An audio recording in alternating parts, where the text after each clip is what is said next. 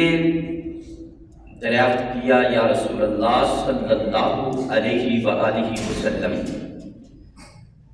آقا کیا آپ جانتے ہیں جہاں آپ نے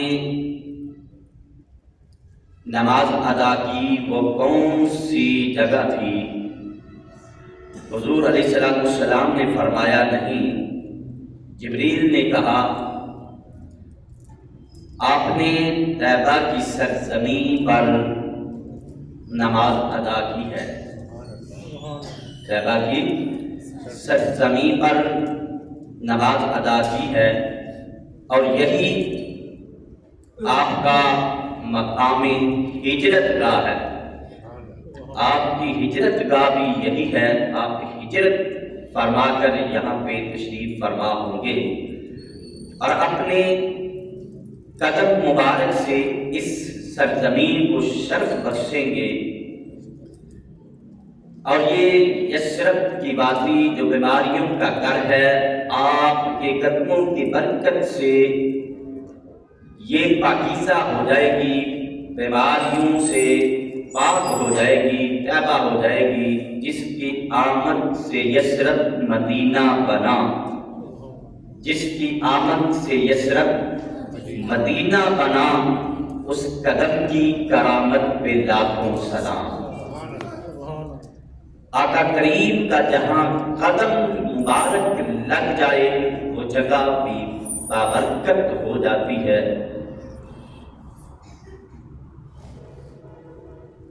پھر براق تیز رفتاری سے سفر طے کرنے لگا، اس کی رفتار بہت زیادہ تھی، جہاں اس کی نگاہ پڑتی وہاں اس کا قدم پڑتا تھا۔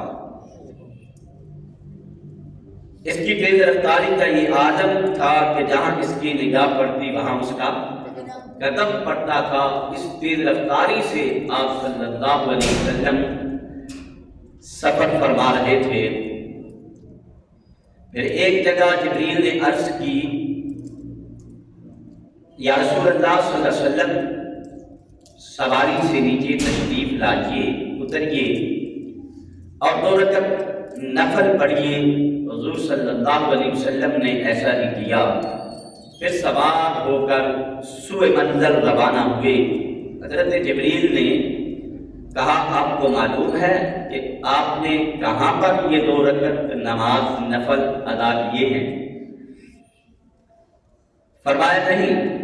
عرض کی آپ نے مدین میں موسیٰ علیہ السلام کے درخت کے پاس نماز ادا فرمائی ہے۔ پھر سوار ہوئے اور براق تیزی سے مسافت طے کرنے لگا۔ راستہ میں پھر ایک مقام پر جبریل نے عرض کی اتریے اور نماز ادا کیجیے۔ حضور صلی اللہ علیہ وسلم اتر کر اپنے رب کو سجدہ کیا اور پھر سوار ہو کر سفر شروع کیا۔ جبریل نے پوچھا آپ کو معلوم ہے آپ نے کہاں نماز ادا کی؟ فرمایا نہیں۔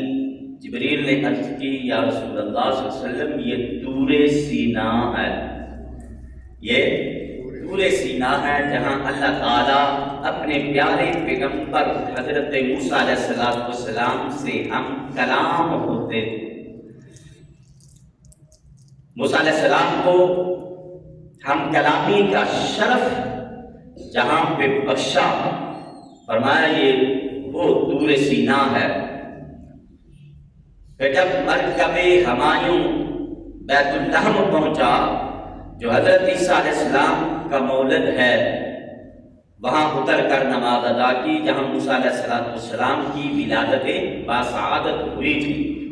تو یہ سارے متبرک مقامات پہ ٹھہرنا اس بات کی علامت ہے کہ جہاں جہاں کوئی اہم واقعہ ہوا اسلام کا، دین کا، جہاں جہاں اللہ والوں کے ڈیرے ہوتے ہیں وہاں رحمتوں کے بسیرے ہوتے ہیں، وہاں اللہ کی رحمتوں کے بسیرے ہوتے ہیں۔ اسی لیے ہمارے بھی داتا علی حجویری کی بارگاہ میں پھیرے ہوتے ہیں۔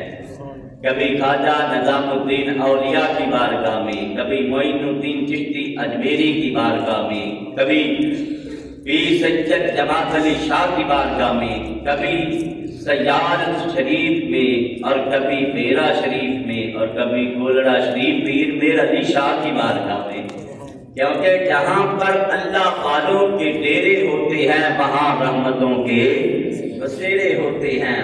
ہم وہاں پہ جاتے ہیں اور ہمارا وہاں پہ جانے کا مقصد ایک ہی ہوتا ہے، اللہ کی رحمتوں کو حاصل، اللہ کی رحمتوں کو حاصل کرنا۔ اللہ اکبر۔ پھر امام الانبیاء صلی اللہ علیہ وآلہ وسلم فرماتے ہیں، اثناء سفر سرکار نے یہ منظر دیکھا کہ ایک قوم ہے جو کھیتی باڑی کرتی ہے، وہ لوگ آج فصل بوتے ہیں اور اگلے دن وہ فصل تیار ہو جاتی ہے،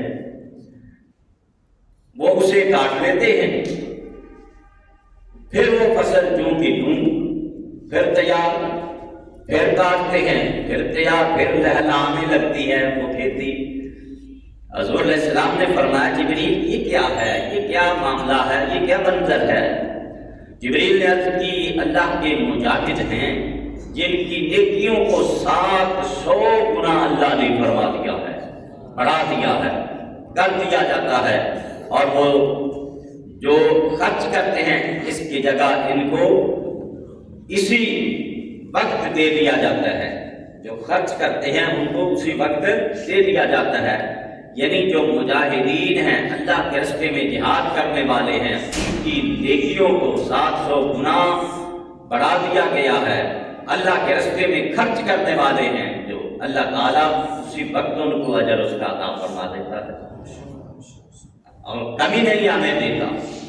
پھر حضور علیہ السلام نے ایک بڑی دل کشا خوشبو سونگھی، بڑی پیاری دل کشا، دل کو لگنے والی بڑی پیاری دل کشا خوشبو سونگھی۔ جبریل نے عرض کی یہ خوشبو فرعون کی بیٹی کی جو ماشطہ بناؤ سنگار کرنے والی تھی، اس کی کنگھی کرنے والی تھی، کیونکہ جو بڑے لوگ ہوتے ہیں وہ اپنا جو زیادہ اپنے کام ہیں وہ اپنے نوکروں سے ہی کرواتے ہیں، یعنی وہ خود کنگھی بھی نہیں کرتی تھی، فرعون کی بیٹی تھی، بادشاہ کی بیٹی تھی، تو اس نے نوکرانی رکھی ہوئی تھی، وہ نوکرانی اس کی کنگھی کرتی، بنو سنگار اس کو کرتی تھی۔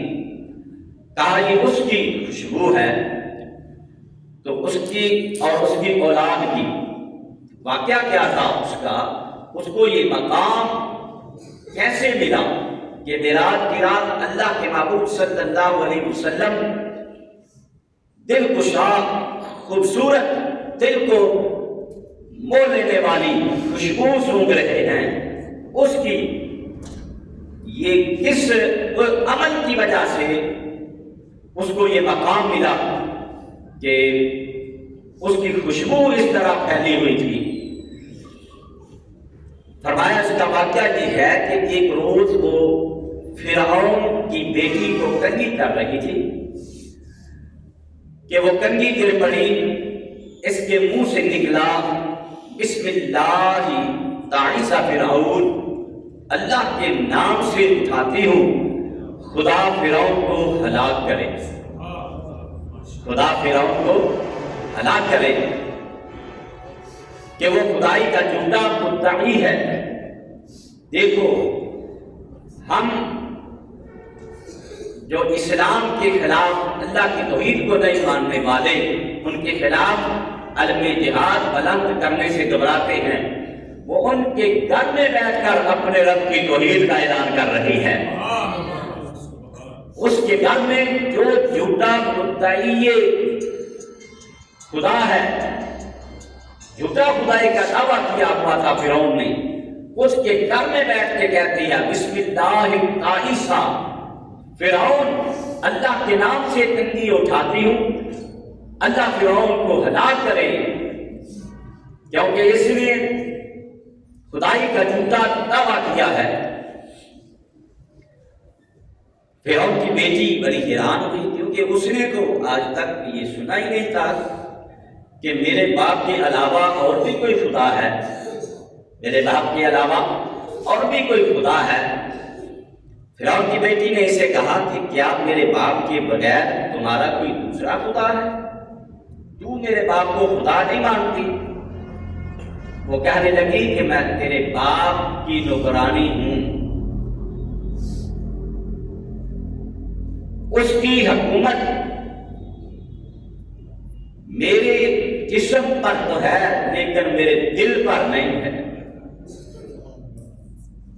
میں نوکرانی ضرور ہوں، خادمہ ضرور ہوں، کام ضرور تمہارا کرتی ہوں، لیکن میں اپنے رب کو مانتی ہوں، میں اپنے خالق اور مالک کو مانتی ہوں۔ وہ کہنے لگی کہ کیا تمہارا کوئی میرے باپ کے علاوہ کوئی دوسرا خدا ہے؟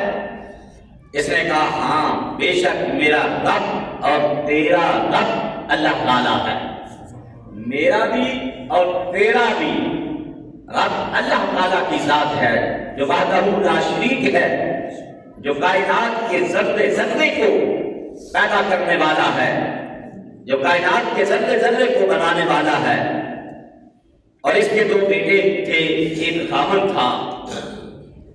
فرعون کو معلوم ہوا